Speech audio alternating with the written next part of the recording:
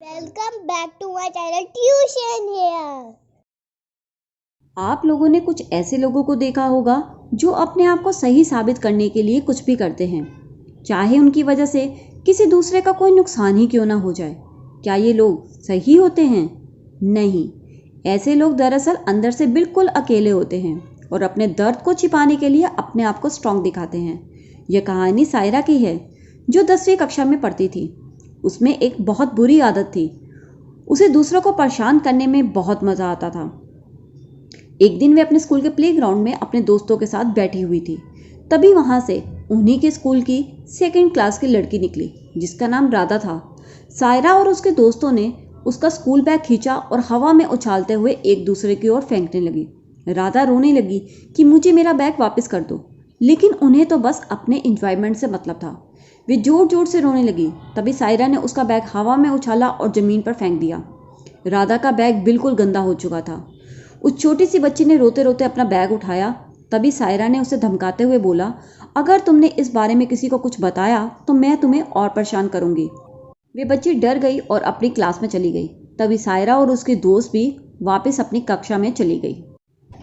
इस सारी घटना को उसकी क्लास टीचर ने छिपकर देख लिया था। उन्होंने सायरा को तो उस समय कुछ नहीं कहा, लेकिन उसके घर उसकी मम्मी को फ़ोन किया। तभी उसकी मम्मी ने बताया, मैं इसकी इन हरकतों से बहुत परेशान हूँ, क्योंकि आए दिन मुझे कोई ना कोई ऐसी कंप्लेंट आती ही रहती है।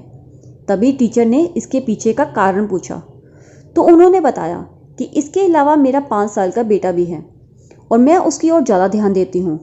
कारण ये है, एक तो वे छोटा है, दूसरा उसे बचपन से ही दिल की बीमारी है।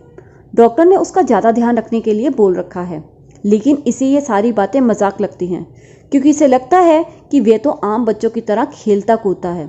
जब मैं उसकी ओर ज़्यादा ध्यान देती हूँ तो इसे लगता है कि इसका प्यार बट गया है।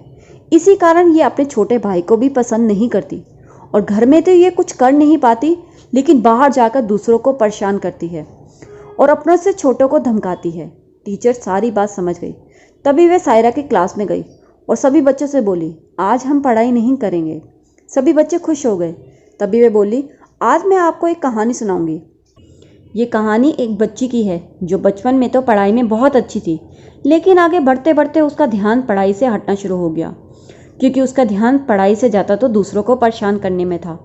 उस बच्ची का एक छोटा भाई था जिसे बचपन से ही दिल की बीमारी थी, लेकिन उसकी संगति तो कुछ बुरे दोस्तों के साथ होने की वजह से उन्होंने उसके दिमाग में ये गलत विचार भर दिए थे कि उस भाई की वजह से उसके मम्मी पापा उसे प्यार नहीं करते। लेकिन उन्होंने उसे ये नहीं समझाया कि उसका भाई तकलीफ़ में है, इसलिए उसके मम्मी पापा उसकी ओर ज़्यादा ध्यान देते हैं।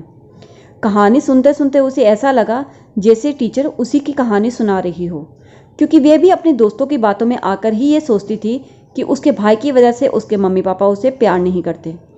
वे परेशान हो गई कि अगर टीचर उसी की बात बता रही है तो टीचर को ये सारी बातें पता कहाँ से लगी। छुट्टी हो गई। जब वे घर वापस आई तो उसके घर में कोई भी नहीं था। वे परेशान हो गई। तभी उसे अपने पड़ोस से पता चला कि अचानक से उसके भाई की तबीयत ज़्यादा खराब हो गई थी, इसलिए सभी उसे हॉस्पिटल लेकर गए हैं। इतना सुनते ही वे रोने लगी और भगवान से प्रार्थना करने लगी कि वे आगे से किसी को भी परेशान नहीं करेगी। प्लीज़ मेरे भाई को ठीक कर दो। और उसे अपनी सभी गलतियों का एहसास भी हो गया था। कुछ दिनों के बाद उसका भाई ठीक होकर घर वापस आ गया।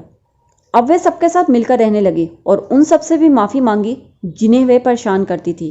इस कहानी से हमें ये सीख मिलती है कि हर कोई किसी न किसी बात से परेशान होता है, लेकिन इसका ये मतलब नहीं कि हम अपने गुस्से से किसी और को भी परेशान करें। अगर आपको ये मेरी कहानी अच्छी लगी हो तो इसे लाइक और शेयर करना बिल्कुल ना भूलिए।